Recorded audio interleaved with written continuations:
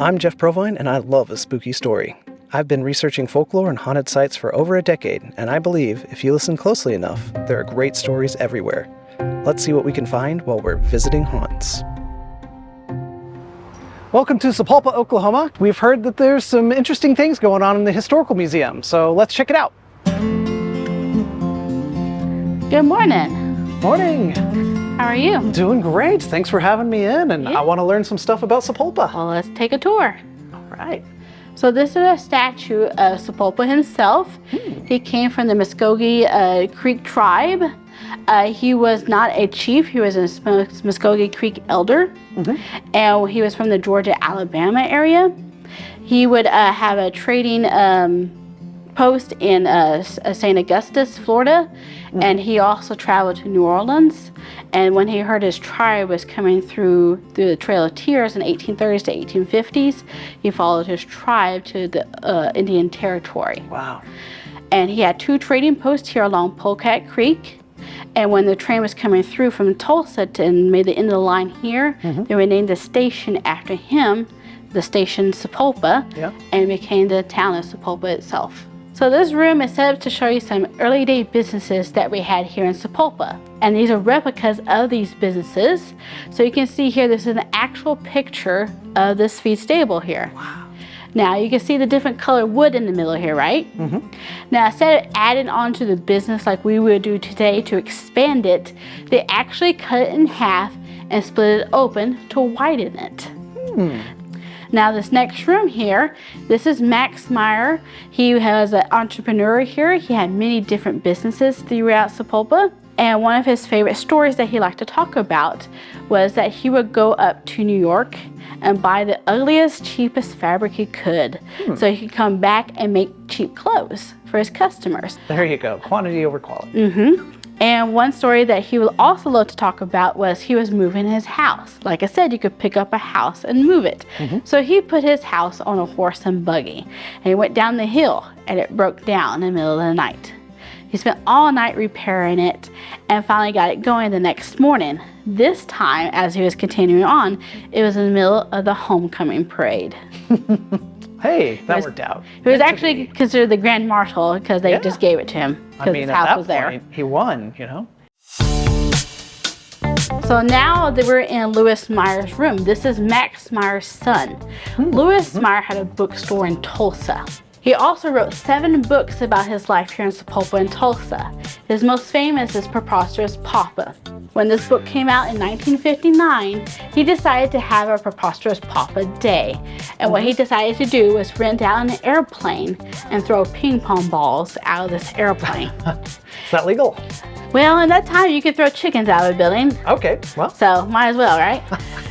So he threw ping pong balls out of an airplane, and inside these ping pong balls had a sheet of paper that said what prize you won if you caught the ball. Well, here in Oklahoma, we have wind. Yes. So it didn't go down the one street it's supposed to. It went all over Sapulpa. This is what we call the bombing of Sapulpa. Wow. Well, at least it was ping pong balls. True. So Sapulpa became a Frisco headquarters, and we were headquarters for about 20 years. You can see how massive our train system once was. Wow.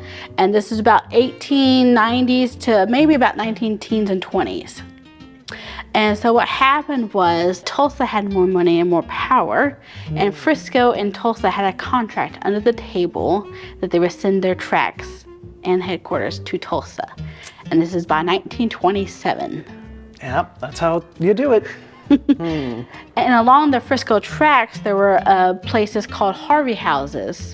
Sapulpa had a Harvey House as well. And as you can see here, it's very large and sophisticated for its time. The kitchen itself cost $20,000 in 1920. It's $250,000 today. That's a serious kitchen, yeah. It was. And it had 3 dining rooms, it had 2 lunch rooms, and what Fred Harvey did is he held high standards in each of these Harvey houses. So if you're coming from Tulsa and you wanted to make a stop in Sapulpa, we would actually call ahead and say we need like 30 steaks ready, and they'll have 30 steaks ready for you when you arrive into town. Wow. Seems very modern, doesn't it? That's great. Even before cell phones, you can still get the word out and get your order ready. That's right. So sadly, the building was torn down in '63, but along here you can see inside of our Harvey House. This is one of the 3 dining rooms here. You can see the Harvey girls, they're the waitresses, and the cooks were the Harvey boys. The Harvey boys. Ah, okay. So now we're on the 2nd floor. So this was the old YWCA. Yes, all these rooms were once dorm rooms for women. Wow. So, And before it was the YWCA for women, these were once hotel rooms. okay, so that's convenient. You've got the room already, so you can turn it into a dormitory pretty readily. Wow. So hotels, especially Wild West hotels on the train line, always have their collection of stories. What kind of stuff famously happened here? Well, during the Great War of 1918, 1914, 1918, there was a time when the train depot was going to be a destination for military personnel to come into town, and they needed a place to stay. But in order to do so, they had to be investigated to make sure that the hotels were proper. Proper. Okay. So in every hotel, within 20 minutes, you could find all 3 vices of liquor, prostitution, and gambling, including this hotel. So all of them improper, I guess. True. One story that we have is a gentleman was being chased by the officers for his gambling addiction. Okay. And he came through the hotel and actually jumped out of one of these 2-story windows here. Oh, wow. And we claim him as our ghost in our 2nd floor. Oh, there you go. So escaping one way or the other, even if you never leave. Wow. So what kind of things does he do?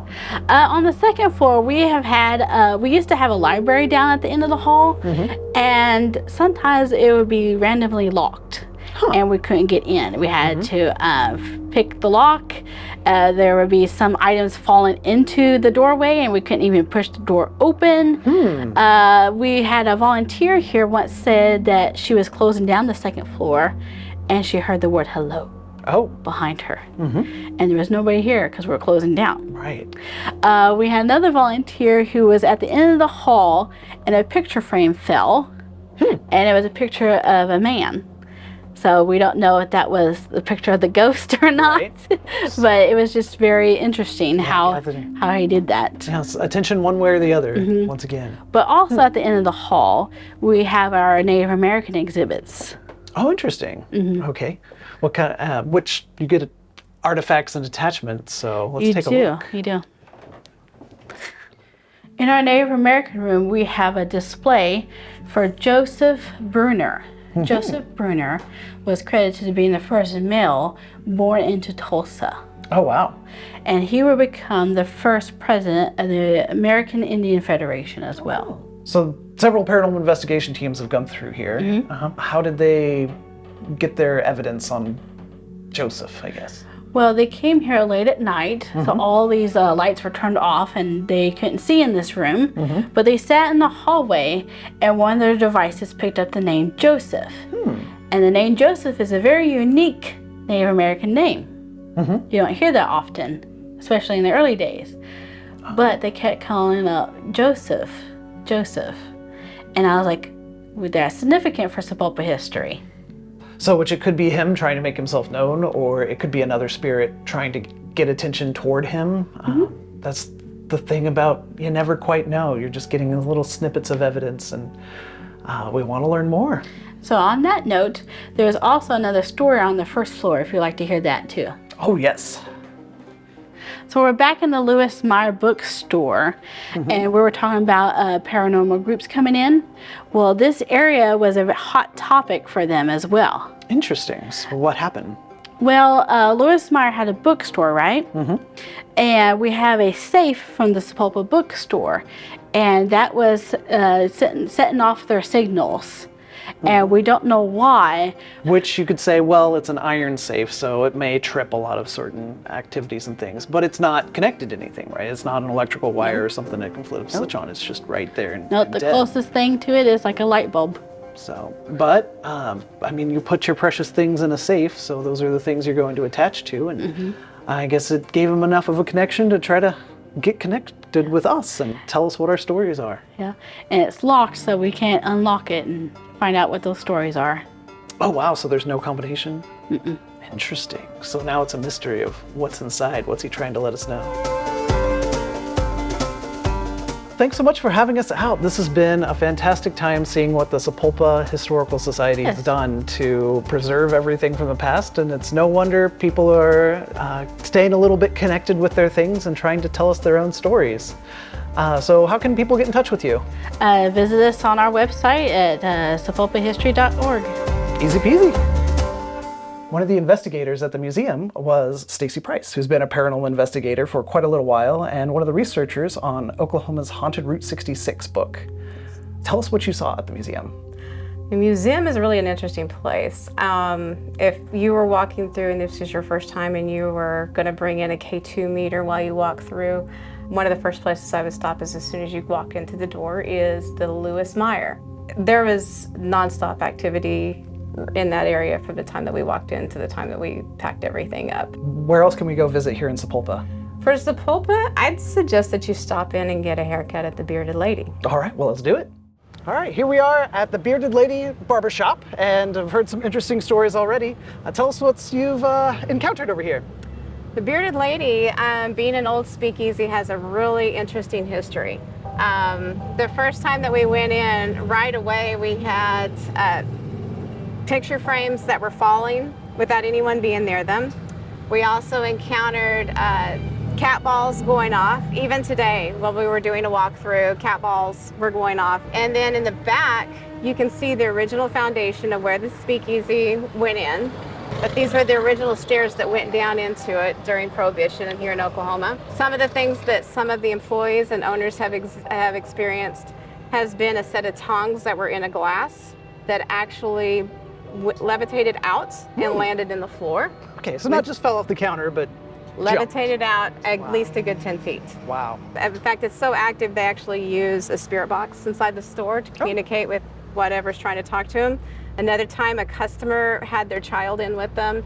The kid gets up, walks over to an old barber chair and starts having a conversation with somebody that wasn't there. Wow. So, and the father said his kid's never done anything like that before.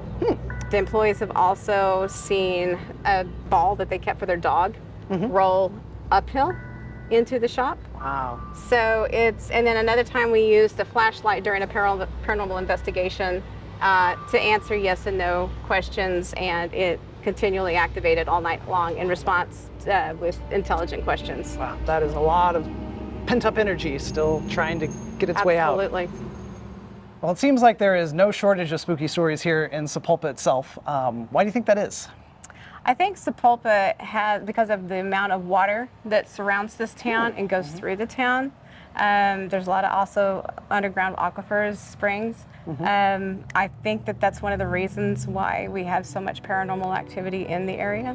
Just kind of a big liminal space. Yes. Okay. And a lot of limestone. Limestone. Limestone. So famous as a kind of paranormal battery. Just yes, feeding absolutely. into everything.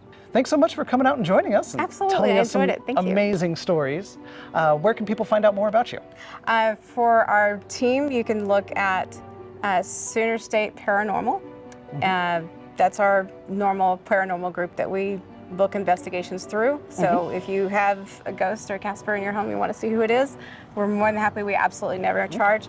Also, if you're looking for more evidence, things that we've seen in this area, Night Owl Paranormal Endeavors is my personal paranormal page. It also works as a travel page. So if you want to go to some different areas, that would be where I'd look for the best places to eat, stay, experiences. Awesome. Well, I'm going to check it out. Thank you so much. Thanks.